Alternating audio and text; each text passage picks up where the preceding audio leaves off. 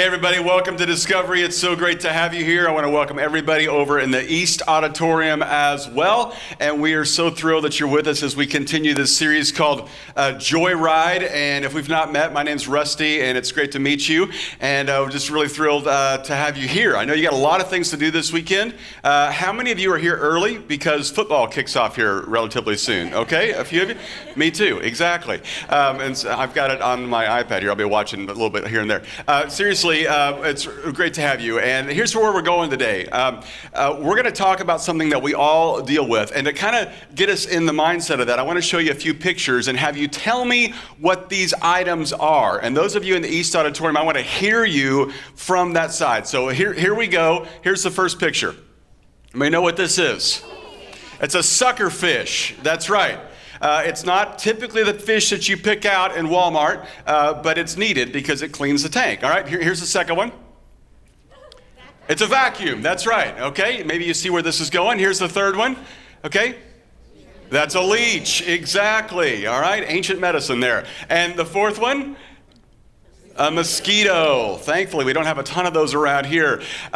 These are all items or things that tend to suck blood out of you, life out of you, whatever it is, and the odds are you know someone like that, okay?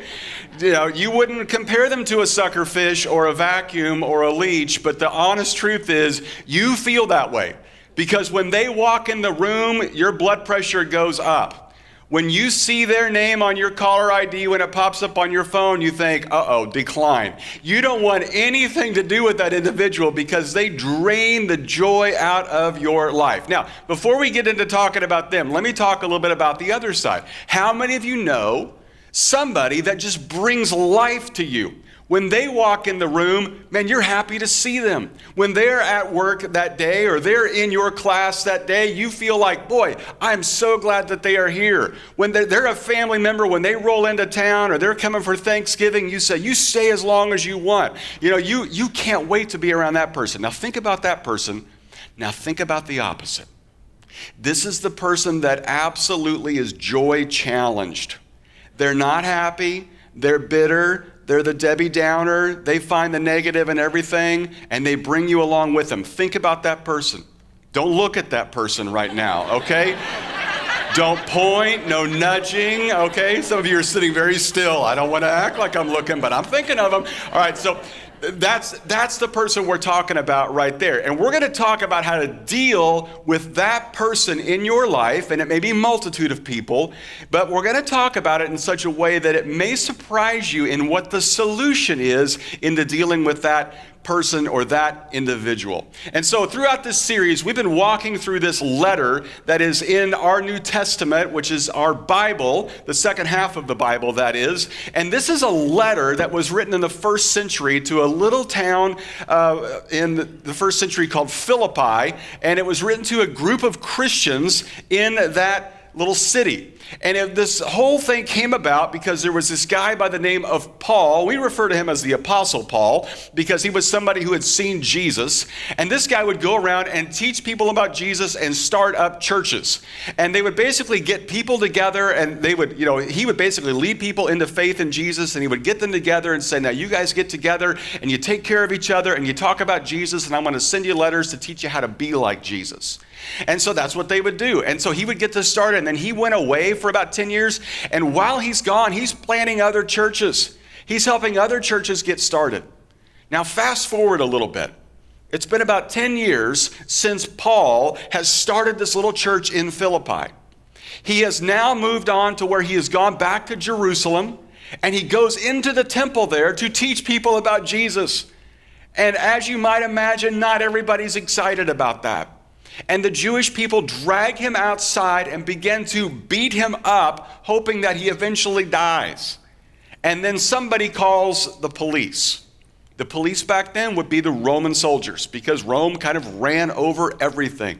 And they called the Roman soldiers in and they come in and they just start peeling people off the pile. It's a little bit like what we'll see later on in football where there's a huge pile of people after a turnover and they're just dragging people off to figure out who's at the bottom of all this. And they get to the bottom of all that and there's Paul. And the Roman soldiers don't want to hear any explanation or don't want to know anything. They just say, all right, take him to prison. And then Paul says, you know what? I'm not just Jewish. I'm also a Roman citizen.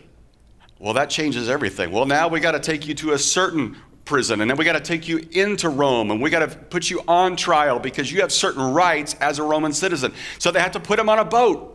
And they put him on a boat, and they're taking him over to Rome, and his boat is lost at sea for a while. And then there's a shipwreck. Can you imagine being a prisoner in the bottom of a boat, and then there's a shipwreck, and you don't know if you're going to be, saved or rescued or whatever. But he gets to shore, and then they take him into this Roman prison, and he's there for 2 or 3 years. And then one day, at the order of Nero, the Roman emperor at the time, a soldier comes into the Apostle Paul's cell, and he says, we're going for a walk. And they lead him out of the city, and they kill him. And that's the end of the Apostle Paul. But what's interesting is while he's in that prison cell, he writes these letters to these churches. And this particular letter we're reading from throughout this series is so important to us because he talks so much about joy. Now think about that. He's in prison. He's about to die. He's been shipwrecked. He's been beat up. He's been left for dead. He's all alone. And yet, he's found joy. If there's anybody who can speak to us about what it's like to find joy in the midst of all the things that tend to suck the joy out of our lives, especially those people, it's got to be the Apostle Paul. And he writes to us about this perspective. And we've been walking through this over the past several weeks. And if you miss any weeks, you can catch up online or through the Discovery Church app.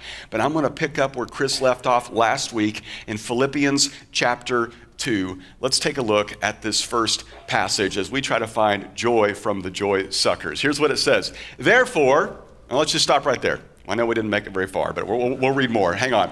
Therefore, anytime you read therefore in the Bible, you have to stop and ask, what is it? Therefore.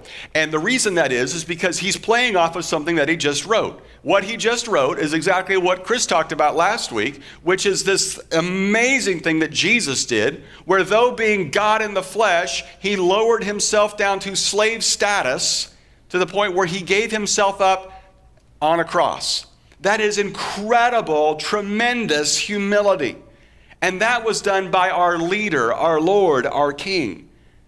And he says, therefore, in light of all that Jesus did and the incredible humility that he showed, therefore, my dear friends, as you have always obeyed, not only in my presence, but now much more in my absence. In other words, it's kind of like when the teacher walks out of the room and the class still behaves. And then the teacher comes back in and says, that was amazing.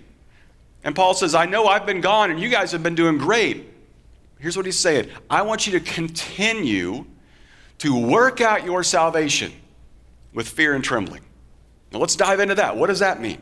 Work out your salvation. This is what some of us are scared of. This is why some of you have stayed away from church for so long. This is why some of you who are watching this later on the app are kind of like, this is why I don't go to church. Because you think that what you're supposed to do is work for your salvation.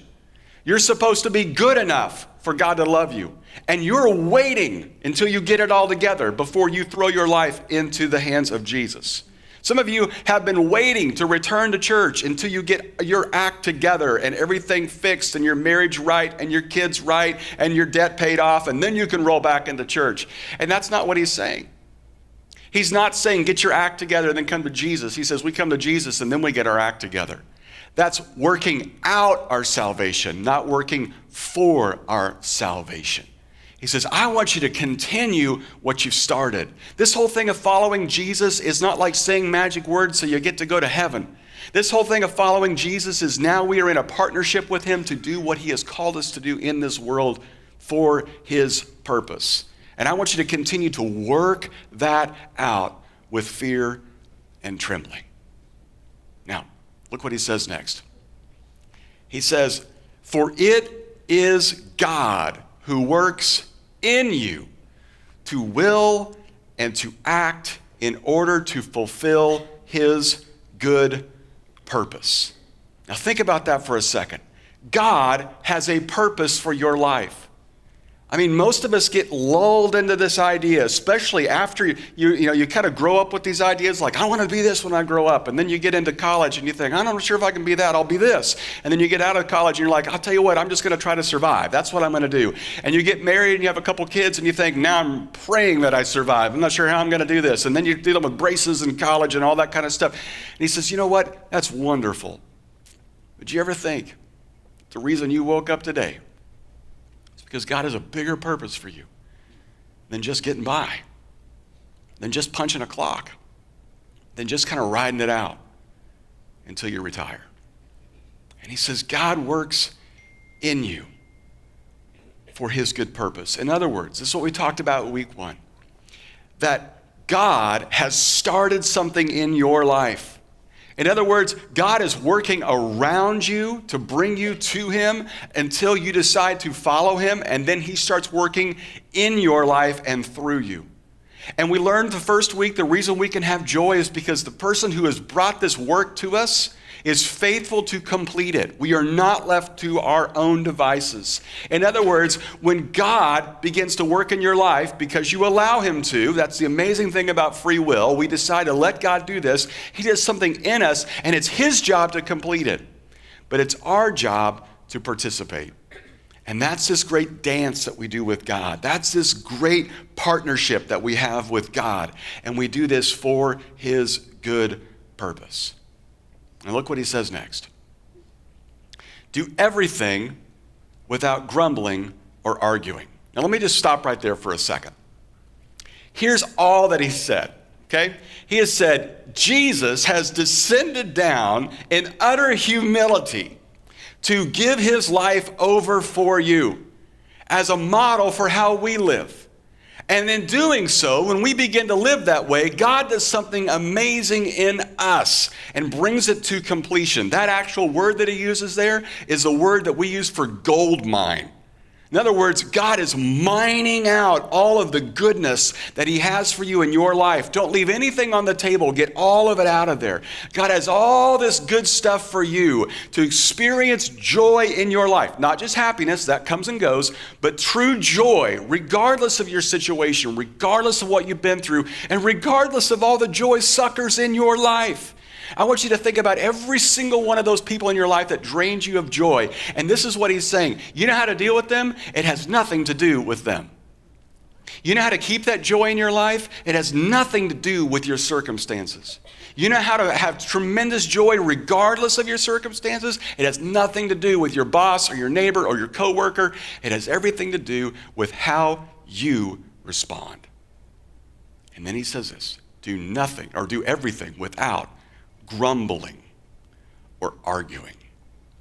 Or as in some of your translations might say, without complaining. All right, now let's just stop. Let's stop there for a second. That's a lot to take in. For some of you, you've only been up a couple hours. You've already failed at that one. Okay? Let's just be really honest. Because and you're sitting by somebody who's failed at that, okay? And you're thinking about them right now. Because the reality is we are all really good at pointing out what's wrong around us, right? Nobody sits in a room and says, you know what, the temperature in here is absolutely perfect. The music is absolutely my favorite song, sung my favorite way with the perfect volume. Nobody says that, right? Nobody walks out of a church and says, everything was exactly as I had hoped and perfect, and the parking lot is as crowded as I had hoped, all right? Nobody says those things.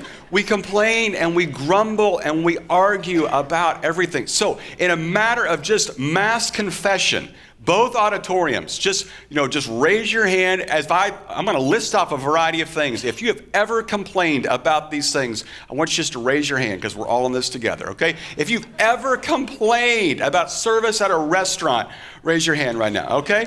Boy, man, what a bunch of complaining. Okay, if you've ever complained about, what happens at the airport, any part of that process, okay? Absolutely. If you've ever complained about the government, and I'm not asking you your political preferences, all right? If you've ever complained about your boss or your coworkers, all right?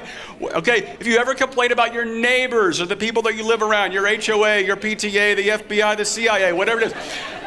Have you ever complained about anybody in your house who you say you love? Okay? We're all complainers. We do this well. And when he says do everything without complaining or grumbling, we think, okay, I can do some things without complaining or grumbling, but not everything. That's where you lost me. I'm not sure I can do that. But look what he says. Let's read the rest of that verse. He says, do everything without complaining or grumbling, so that, in other words, here's the payoff. You may become blameless and pure, children of God, without fault, in a warped and crooked generation. What's interesting here? He does not say, don't lie so that you'll become blameless and pure. Don't, stop drinking and cussing and chewing and all that kind of stuff so that you'll become blameless and pure. He says, don't complain. And when you just stop doing that, you become blameless and pure. You know what that phrase means? It means the gold is mined out of your life just by that one thing. In other words, it's not even something you have to do. It's just something we have to stop doing. And if we would just stop all of our complaining, all of our griping, all of our arguing, it literally would change the world. And not only that, it would change your joy. Look what he says next. Then, this is so great. Okay, you want to know the result of stopping the complaining and the arguing and the bitterness and all of that? Then, if you do that, not only will you become blameless and pure, but then you will then you will shine among them like stars in the sky as you hold firmly to the word of life. Now think about that for just a second. Do you have anybody in your life right now that you wish they knew Jesus? You wish that they would follow Jesus. You wish they would experience the joy that you've experienced in giving your life over to Jesus. You wish they would come to church with you someday. You wish that they would come with you to Christmas services coming up in a few months. You wish they would watch one of these messages online. He says, you want that in their life? It's not based on how many Christian bumper stickers you have. It's not based on how many Bible verses you text them. It's not based on how many Christian t-shirts we wear. You want to shine like stars in this world? Then just shut your mouths and quit complaining. And you will stand out so bright, people won't know what to do with you. Think about that for just a second. Think about that in terms of social media.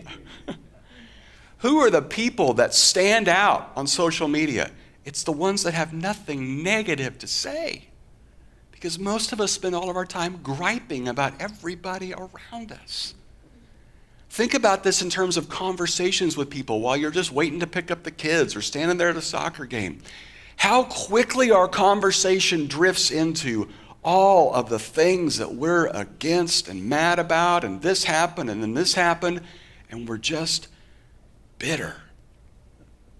He says, you want to shine like stars? You want to mine the gold out of your life? You want to find joy in the midst of all the joy suckers around you? It is not about them getting their act together. It is about you and I deciding to stop all of our complaining. And then he says this. Take a look at this next verse.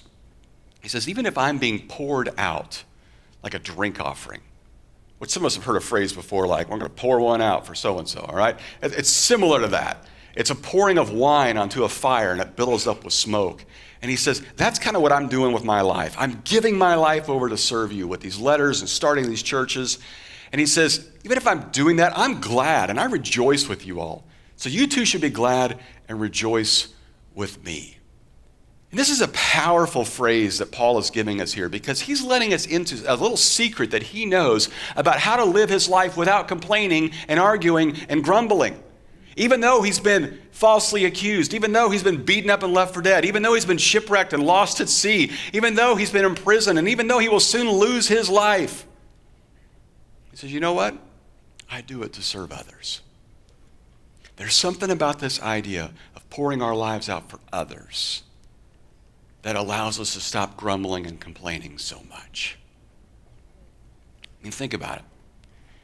If you cook a meal for your family, who's more likely to complain?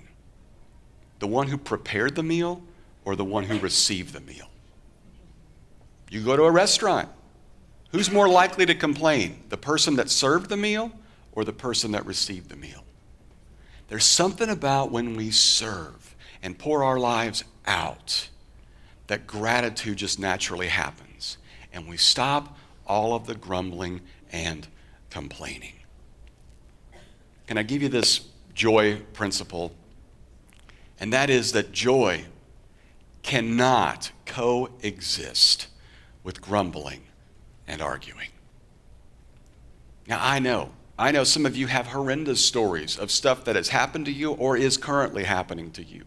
Some of you have been wronged, you have been betrayed, you have been in horrific situations. But you know, as bad as it is, all the complaining will not make it better. And some of us, quite frankly, we've experienced so little of the pain that you have, but all of the complaining and the grumbling won't make it better. And all of us have situations in our life where we recognize that if we would just stop grumbling and complaining and decide to start serving and be grateful, joy would be much more obtainable. In fact, take a look at a few of these equations, okay? Here's the first one. Grumbling plus arguing, let's be honest, it just equals misery. When somebody's ranting on social media about something, do you look at that person and go, they're so happy? Kids, come over here, read this, all right? I want you to be just like that person. No, they're miserable. Here's another one. Grumbling plus arguing equals entitlement. This is something we see really good in other people, right? Oh, you're so entitled. And then we grumble and argue about our own stuff. But here's what the Apostle Paul is saying. He's saying pouring out, serving, and gratitude, that equals joy. So here's what that looks like. What if for this week, we just decide our theme verse for the week, just try it for a week, I'm not even saying a lifetime, is I'm going to do everything without grumbling and arguing. Here's what that looks like. When you leave church today and you get out in the parking lot and you think it is so crowded and I can't get out of here and that guy just pulled in front of me, do everything without grumbling and arguing. When you're tempted or you want to criticize something that happened in church, or you don't like watching video, or you don't like somebody wearing jeans on stage, just everything without grumbling or I don't know why they play the games and all that. Everything without grumbling or arguing. When you get home and you don't like what's for lunch, everything without grumbling and arguing. Your football team gets a bad call. Yeah, that's off limits. That's something else. We won't. That's football. Okay, it doesn't apply. With your kids, with your coworkers, with your family, what if this week you just decided to take the high road and you're not going to grumble or argue? It just might be. You find joy. Now, I don't know about you, but this is something I've struggled my whole life with. And I think one of the reasons is because I have what I consider to be the spiritual gift of sarcasm. Okay, it's not in the Bible, but I'm trying to find it there. But it's just natural for me to find the negative in something and make a joke about it. And people just really love that. And I just try not to pass it on to my kids, but I find these things that bother me, and I like to talk about them, And one of the things that bothers me, that some of you love, but I just can't stand, and I love you, but I can't stand camping. Okay? I don't get it. I don't understand why I want to go, live outdoors for a while. Okay? I like being indoors. I like that. I like indoor plumbing and the whole deal. So my kids, they always want to go camping. Let's go camping, Dad. So, when they were younger, we'd take them camping, and they're having a ball. Of course they are. I'm the one setting up the tent, and trying to make fire. I'm like on Survivor Island, and they're all, hey, this is great. Yeah, whatever. When's dinner? Well, when I make fire, And I know what some of you are saying. Well, we get the mobile home and the rental and all. And I've gotten the RV before, and I've had just horrific experiences where I get the RV that's got a malfunction, and there's like a alarm that goes off all night, not during the day, just at night. Beep, beep, beep, you know. I've had, drunk people crash the campfire, and that's exciting for the kids. And I've been at a campsite before where it was raining ash because there was a fire on the other side of the hill, so they had to evacuate us, which that was actually a good thing. Let's get out of here, So I don't like camping. And it's so hard for me when I'm camping for the sake of the kids not to just complain all the time, right? So this past summer, I know they're going to come to me and go, let's go camping, Dad. So here, I just preemptive strike. I said, kids, here's what we're doing this summer. We're going to drive to Mount Rushmore, and we're going to camp at the Hampton. Okay? It's great. There's 2 beds, there's a TV, there's Wi-Fi, and there's, continental breakfast. So it's going to be great. Okay, Dad, that's great. And so we're planning this out, and then the kids come to me and they say, Dad, when we're at Mount Rushmore, can we rent a house rather than a hotel? And I'm thinking, okay, that's not bad. All right, sure. And they said, okay, Dad, can we rent a tiny house? I said, what are you talking about? And they said, well, there's this TV show on HGTV where these people build these tiny houses, and they're real small, and they're so cute, Dad, okay? Because I got 2 girls, and they're all into whatever's cute and small. And so there's cute and small little houses, and we can sleep in that for, a couple nights. And so I look at one online, and it looks pretty cool because it's outdoors, but it's not outdoors, and you get this beautiful overlook and all this thing right out there in the Black Hills of South Dakota. So I said, okay, all right, we can rent the tiny house. Great. So we drive and we stay at a couple of Hamptons on the way, and we finally get to the tiny house. And wouldn't you know it, we get into South Dakota. Apparently they don't have cell service anywhere there, and they've shut all that off. And so we're, basically reading the tree leaves to figure out where we're going. And we have to stop and ask directions to where this tiny house is. And I've taken the van off-roading for a while. If you haven't done that in a minivan, that's fun. And so we finally find the tiny house, and there's another house down the road where the owners of it live. And they come out, and they walk us over to the tiny house, and I see this thing, and I think, this can't be it. This looks like a tool shed. This can't be where we're sleeping for the next couple of nights. And apparently it is. And so we walk into this thing, and it's very tiny, and it seems to lack something I consider to be quite valuable, and that would be air conditioning. And I said, well, we're in South Dakota. It gets pretty cold here at night. And he goes, oh, yeah, it'll cool off to about 88 tonight. I go, oh, wow, okay. And he said, but it'll be fine because, you know what, we got a fan up there. It's like this big. That fan up there will be fine. And, it's solar. And I'm thinking, solar powered? Yeah, it's solar powered, but it receives the sun all day, and you can power stuff all night, and it's going to be great. Unless there was a cloud in front of the solar that, it'll be fine. Okay, and so then he begins to leave, and as he leaves, a stray dog wanders in, big pit bull named Big Cat, they refer to him as, and he wallers all over our beds, and then he leaves. I'm thinking, what is going on here? This is not anything like what I was expecting. And so we decide, well, let's go buy some more fans. And so we go buy some more fans, and we go see Mount Rushmore, and we come back into our tiny house that night. It's pitch black, nobody's around, and we go in there, and we turn on the lights because of the solar power, and we plug in every fan that we have, and we plug in all of the iPods and iPhones and everything, charging all that up. And it's beginning to cool down a little bit. And I'm beginning to think, we can do this. This is all right. And then my daughter gets up on her little bunk area up there. She goes, Dad, can you come up and open my window? I said, sure. So I go up there and open up the window, and like 40 moths come out. It's like the basement on Silence of the Lambs, And then one of my daughters yells, if a moth bites you, you'll go blind. So they're freaking out, I'm freaking out. And then we hear this very eerie sound. And it's the sound of, ooh. It's the solar going out. Apparently there had been a cloud in front of our solar panels that day. The power goes down, the fans shut off, and there we are in utter darkness, in the heat and the humidity. And I lay down in my bed, and it occurs to me, they've done it to me again. We're camping.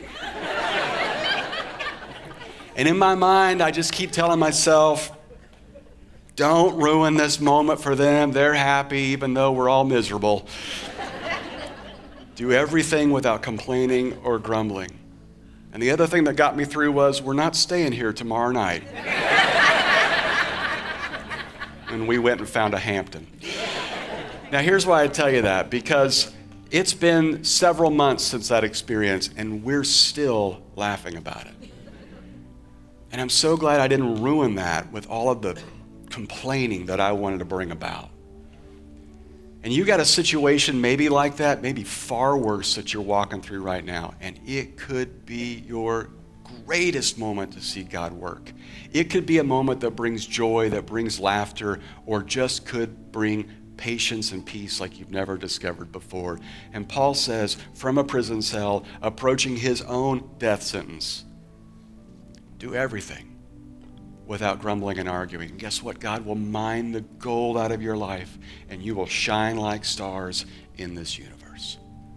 So this week, what if we just decide, especially those of us that call ourselves followers of Jesus, what if we decide we're going to do everything without complaining or arguing? Notice the difference. And even if you're not sure where you are with Jesus, just try this and see what begins to happen in your life. Let's pray together. God, thank you that you bring joy. Thank you that you give a level of peace and satisfaction we could never find on our own. God, would you just continue to convey to us how your ways are best and we can trust you. And God, right now, as we prepare to just take some moments to reflect on what Jesus did for us by having communion together, would you just impress on our hearts the tremendous level of humility and sacrifice that Jesus went through to pour out his life to bring us joy. And so, God, thank you for the time we have together today, and we pray all of this in Jesus' name. Amen.